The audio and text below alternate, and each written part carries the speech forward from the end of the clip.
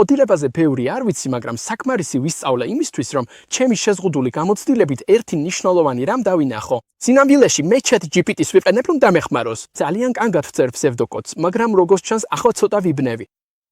ოდილებაში არის ასეთი რამ, რომელსაც ცვლადი ეწოდება. ეს რაღაცის დროებითი შემცველია. მას მნიშვნელობას ანიჭებ, რომ პროგრამამ სწორად იმუშაოს. მაგრამ თუ ამ ცვლადს სწორად არ განსაცვრავ, ფუნქცია პროგრამა ისე არ იმუშავებს, როგორც უნდა იმუშაოს. ჩემთვის სიყვარული ზუსტად ასე მუშაობს.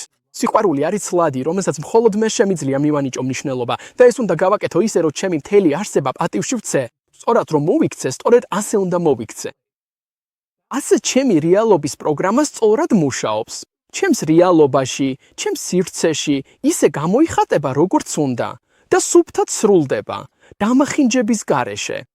მაგრამ ეს არის მახე, რომელშიც ყველა ვარდებით. შემთხვევით კონტროლს ვანიჭებთ მნიშვნელობას.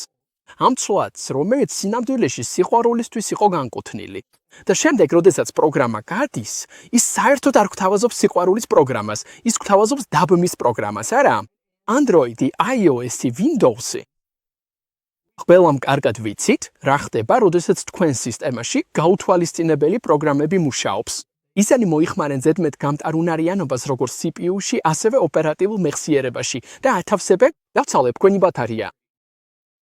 სწორედ ამიტომ არ შემიძლია სხვას მივცე უფლება ჩემთვის სიყვარული განსაზღვროს.